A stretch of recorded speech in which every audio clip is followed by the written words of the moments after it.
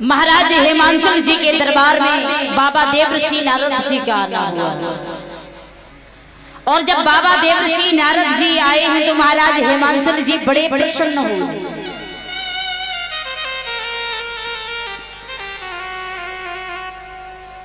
और कहा है बाबा जी आप बड़े सुंदर अवसर पर हमारे दरबार में आए हैं, आप हमारी बेटी की हस्तरेखा देखें और बताएं उसे कैसा घर और कैसा वर मिलेगा।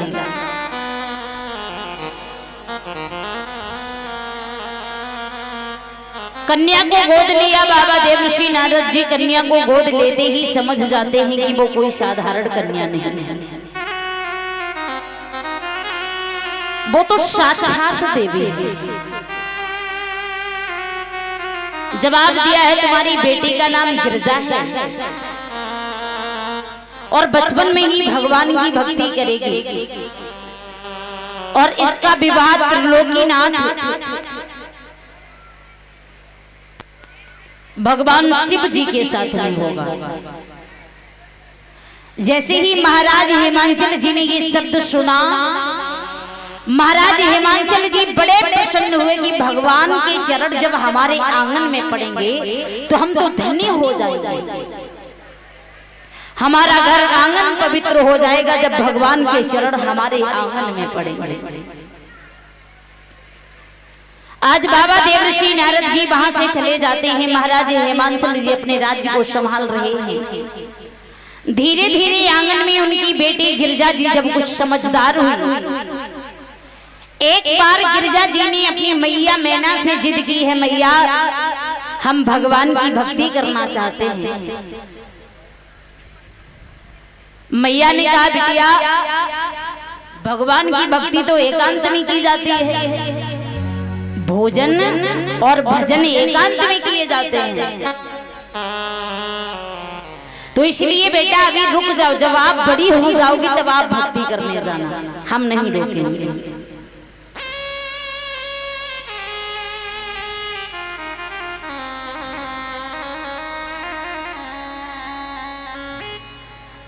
तब तक महाराज वहां पर हेमांचल जी आ जाते हैं। जब महाराज हेमांचल जी ने देखा कि हमारी बेटी भगवान की भक्ति करना चाहती है तो जाने दो, उन्होंने आज्ञा दी है।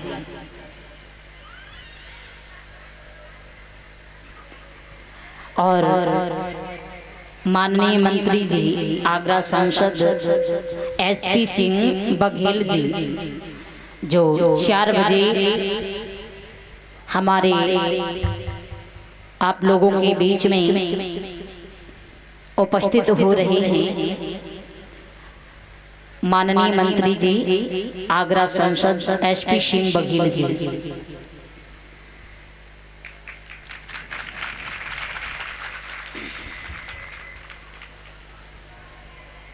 तो सभी भक्तों से कहना है कि भारी से भारी भीड़ में आएंगे।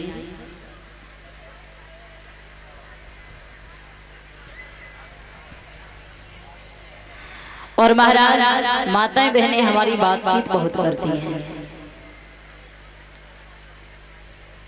और बातों की क्या कहें, सिर पे अगर गोबर को पला रखो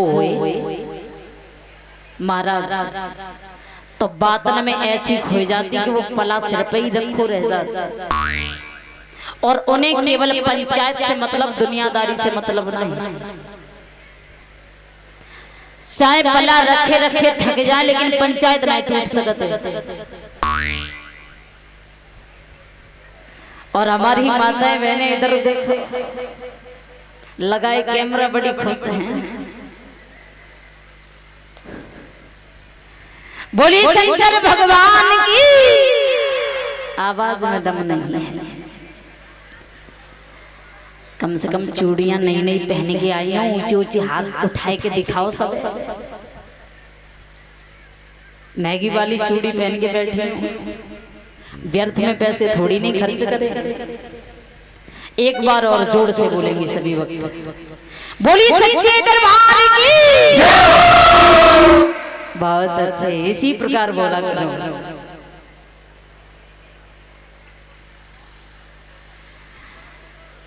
तो इधर महाराज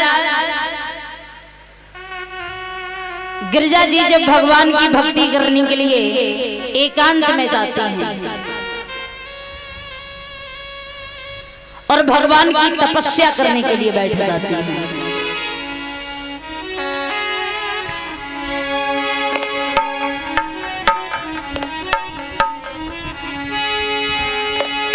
कि तप में भूली है सब ध्यान रे संग कर कौन रही मनाई।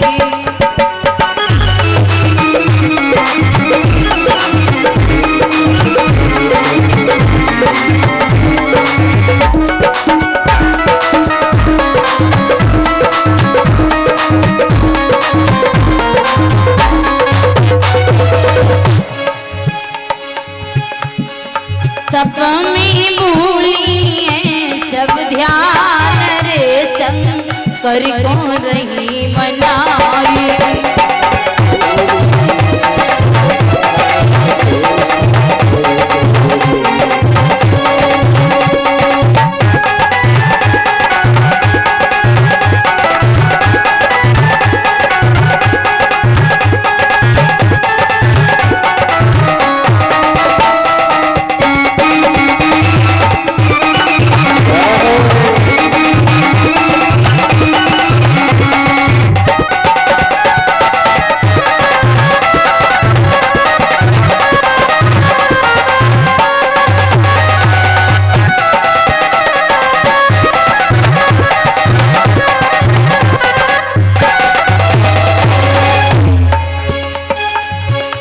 हुए जीवन की रे बर्बादी,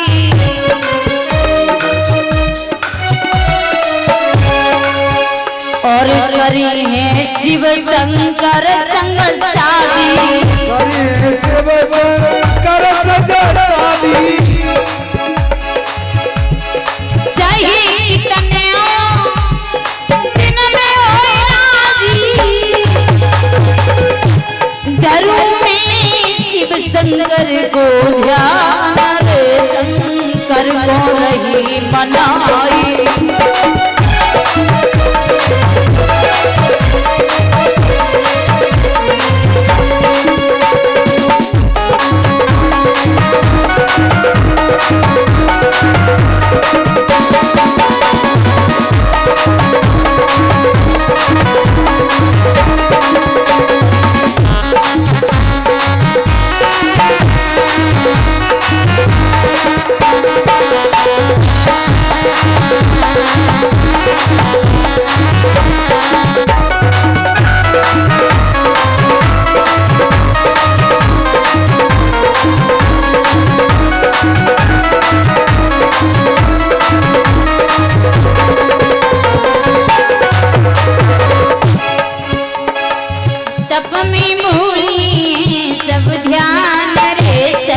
कर को रही मनाई।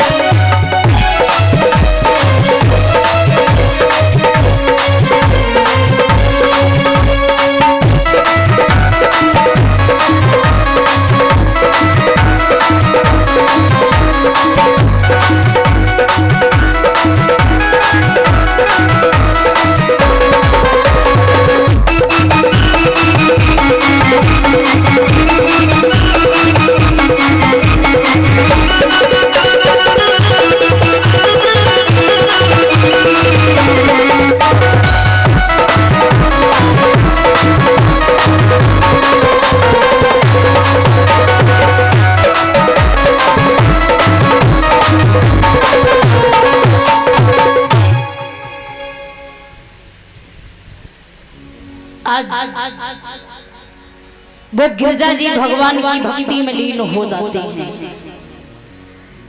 तब तक वहां पर सप्त ऋषि जी आ जाते हैं।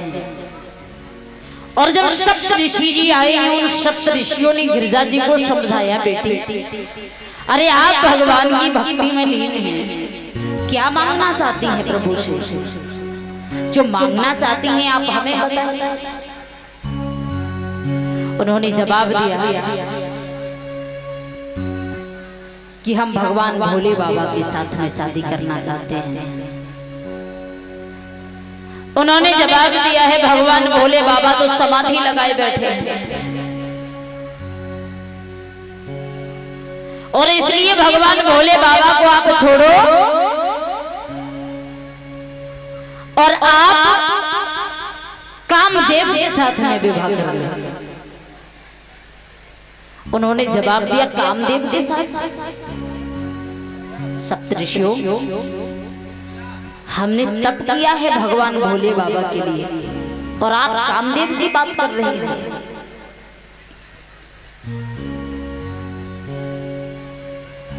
जब सप्तऋषियों ने सुना कि गिरिजा जी भगवान भोले बाबा के साथ में शादी करना चाहती हैं तो बड़े प्रसन्न हुए, क्योंकि एक तारक नाम का राक्षस था, पृथ्वी पर चैन से किसी को जीने नहीं देता था, उसे कोई मार सकता नहीं था।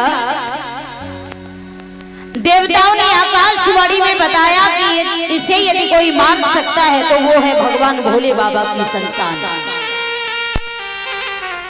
सप्तऋषि बस यही सोच करके दुखी थे कि भोले बाबा का अभी तक तो विवाह ही नहीं हुआ है तो संतान कहां से आएगी। सप्तऋषि जाकर के कामदेव के सामने पहुंचे और जब कामदेव के सामने पहुंचे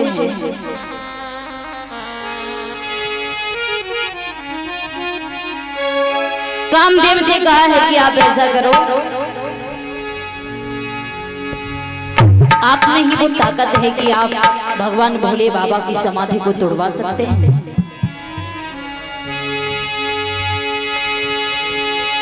कामने बहा जाते जाते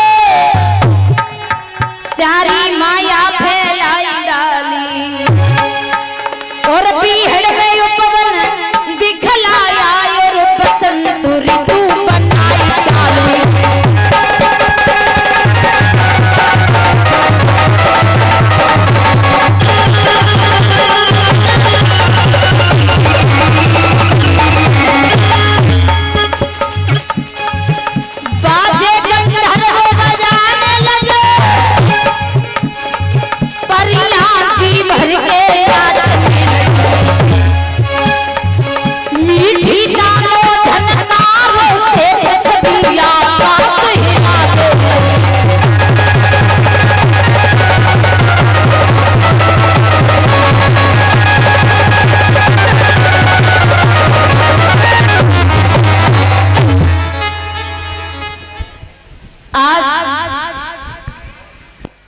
कामदेव भगवान भोले बाबा की समाधि को खुलवाने का बहुत प्रयास कर रहे हैं। गंधर्व जो थे वो बाजे बजा रहे हैं, अप्सराएं नृत्य कर रही हैं। इधर महाराज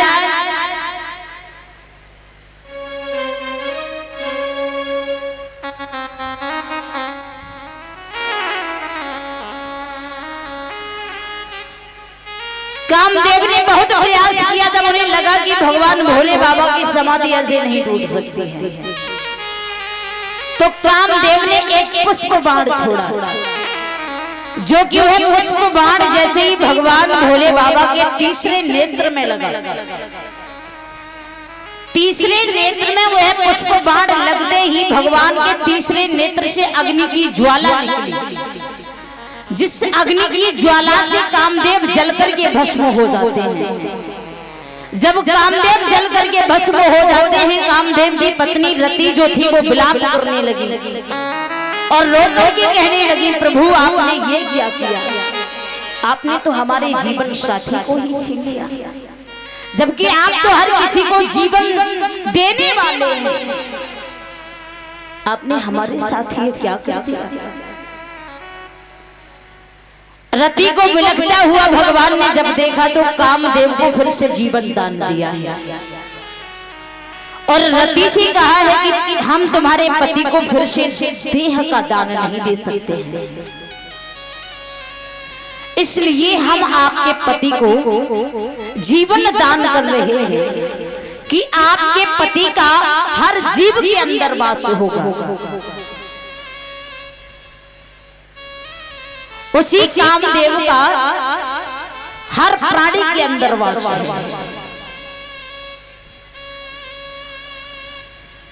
इधर वही सप्तऋषि जी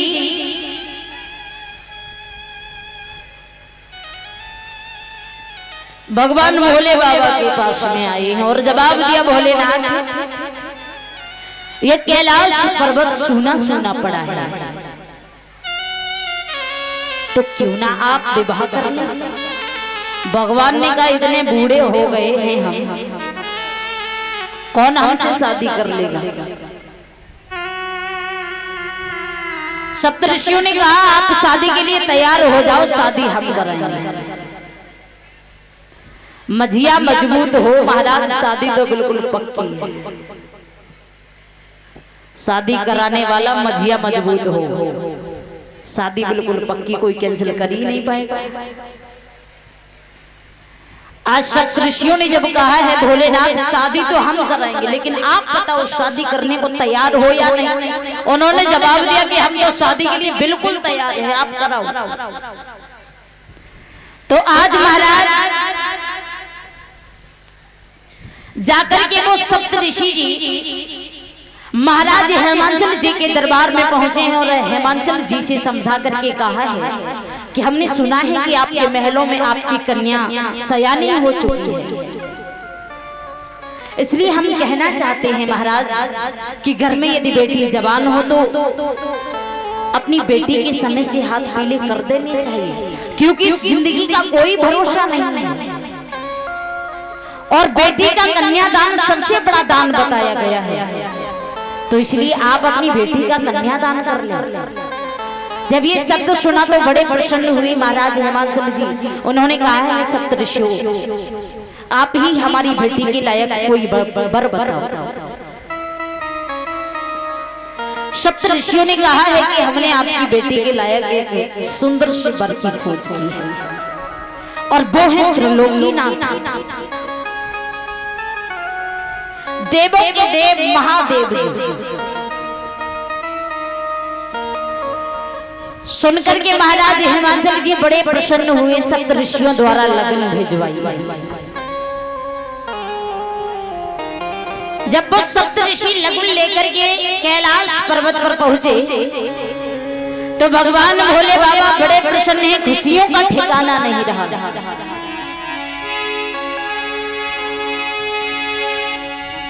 शिव शंकर फूले न समाए, लगुन आई हरे हरे लगुन आई मेरे अंगना। शिव शंकर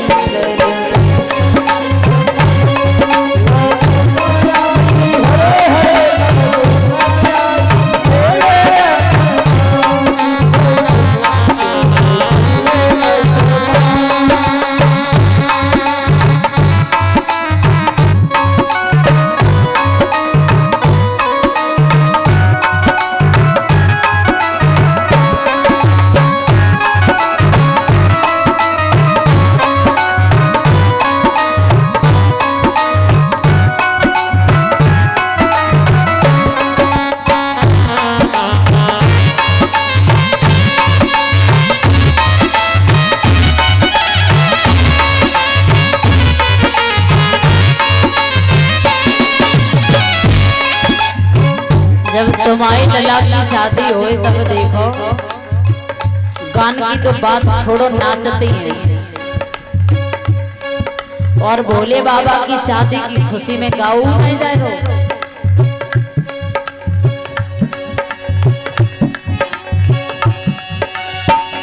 शिव शंकर फूले न समाए, लगो न आई हरे हरे लगो न आई तेरे अंगना।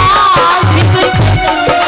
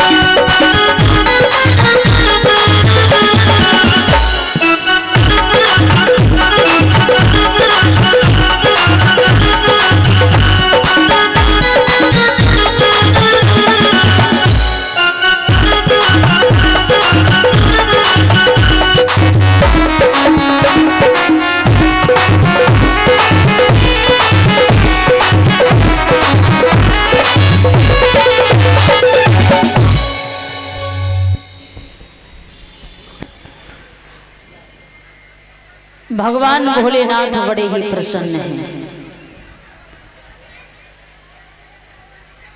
आज महाराज नादिया को आदेश दिया कि आप ऐसा करो, जितने भी भूत प्रेत हैं उन सभी को निमंत्रण देकर के आओ, और शुक्र और शनिचर को भी निमंत्रण देकर के आओ। उन भूत प्रेतों से बारात के लिए भी बोल देना। आज नादिया जाता है और नादिया जाकर के शुक्र और शनिचर के द्वार पर आवाज लगाता है। आवाज सुनते ही शुक्र और शनिचर ने दरवाजा खोला। शुक्र और शनिचर के भेष को देख करके नादिया घबराने लगता है। किसी के दांत बड़े तो किसी के कान बड़े। कैसा रूप है? जवाब दिया, ऐसे रूप में आप भगवान भोले बाबा की बारात में चलोगे? भैया भेष तो बदलना पड़ेगा। शुक्र शनिचर ने कहा कि आप चिंता न करो, भगवान भोले बाबा की बारात में चलना पड़ेगा। बोले हाँ ठीक है। सभी भूत प्रेतों को निमंत्रण दिया है। भूत प्रेतों को निमंत्रण देने के बाद आज नादिया जब कैलाश पर्वत पर भगवान भोलेनाथ से समझा करके कहने लगा, प्रभु अब देरी ना करो, अब आप ऐसा करो जल्दी से दूल्हा बनो।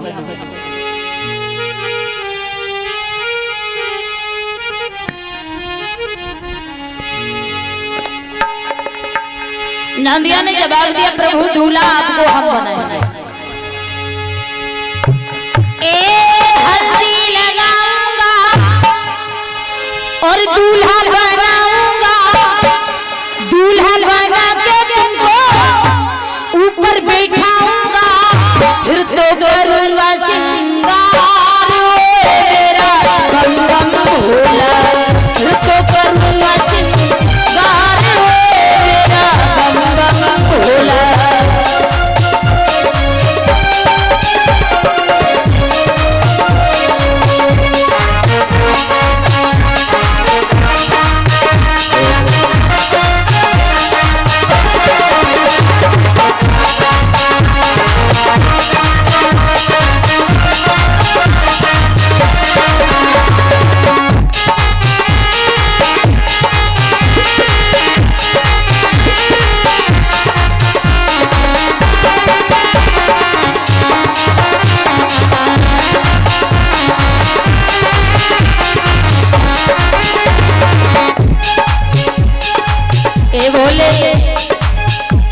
दूल्हा हम बनाएंगे।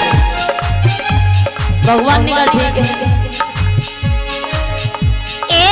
हल्दी लगाऊंगा, दूल्हा बनाऊंगा, दूल्हा बना के तुमको ऊपर बिठाऊंगा, फिर तो करूंगा सिंगार मेरा बम बम भोला, फिर तो करूंगा सिंगार मेरा बम बम भोला।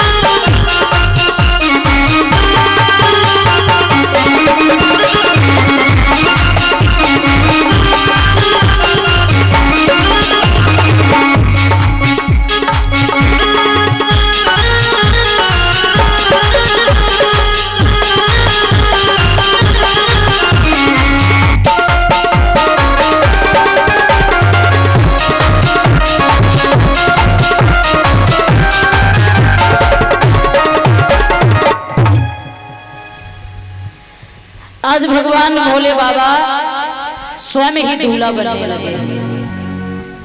अब कैलाश पर्वत पर हल्दी है नहीं तो भगवान ने तन पर भस्म लगा लिया। नादिया बोला, भोले बाबा ऐसे दूल्हा बन करके जाओगे, भगा दिए जाओगे, शादी नहीं हो पाएगी। भोले बाबा बोले, हल्दी कहाँ से लेके आए? आप केवल हमें ये बताते जाओ कि दूल्हा बनते कैसे हैं, क्या क्या श्रृंगार सजाना पड़ेगा। जवाब दिया सर पर एक पगड़ी होनी चाहिए, गले में फूलों का हार होना चाहिए, हाथ में कंगन होना चाहिए। अब भगवान ने हल्दी के बदले में तन पर भस्म लगाई, जवाब दिया सर पर पगड़ी। तो भगवान ने काला सर्प फनवाला उठाया, जटा के ऊपर बिठा लिया। बोले और बताओ। जवाब दिया, बोले बाबा बस गले में हार और होता। बोले अब हार कहां से लेके आए? फिर एक काला सर्प उठाया, गले में डाल लिया। नंदिया बोला, भोले बाबा कम से कम तो हाथ में बांध लेते।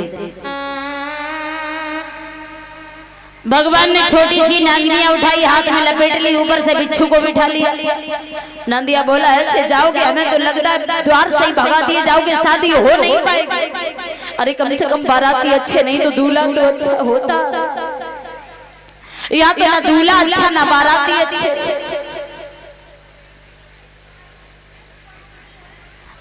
भगवान भोले बाबा ने कहा है नादिया को कि आप ऐसा करो, अब आप बारात लेकर के चलो।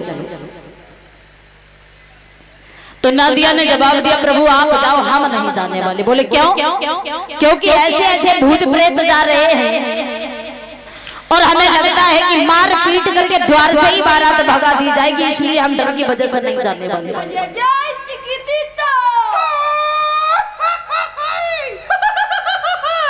आज भगवान भोले बाबा हाथ में त्रिशूल उठाते हैं और नांदिया दी एक टांग में देते। बोले अब चलो। जवाब दिया, अब चलेंगे प्रभु। अरे हमने तो मजाक में कहा था, आपको बुरा लग गया प्रभु, क्रोध शांत कीजिए और हम आपके साथ में चल रहे हैं। आज नंदी पर सवार होकर के भगवान भोलेनाथ सभी भूत प्रेतों को साथ में लेकर के बारात लेकर के चले। और जिस समय बारात चली तो सभी देवी देवताओं ने देखा कि भगवान भोले बाबा की बारात जा रही है, लेकिन न कोई गीत गाने वाला है, न कोई बाजे में लिया। और भगवान ब्रह्मा जी गीत गाने लगे हैं और भगवान भोले बाबा की बारात में इंद्र के बाजे बाज रहे हैं कि पर्वत की अजब बहार की भोला कौन सजायो रे।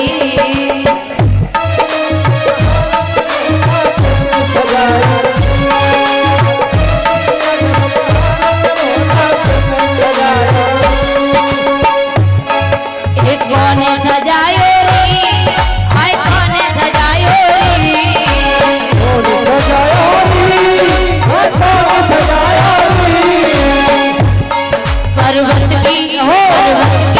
पर्वत की अजब बहार की भोला कौन सजायो रे।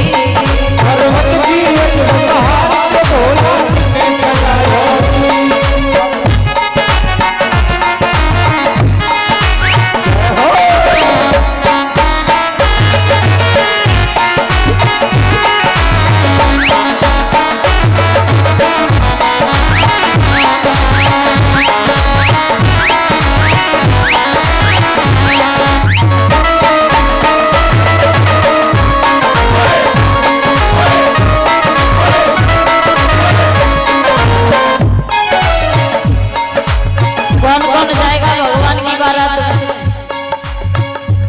नाचो पीछे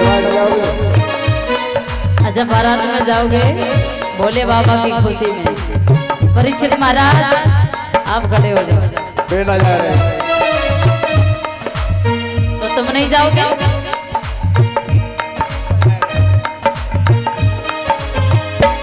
जो जो भोले बाबा के दीवाने हैं सभी बोलेंगे साथ में, दोपहरी लच्छेदार की भोला कौन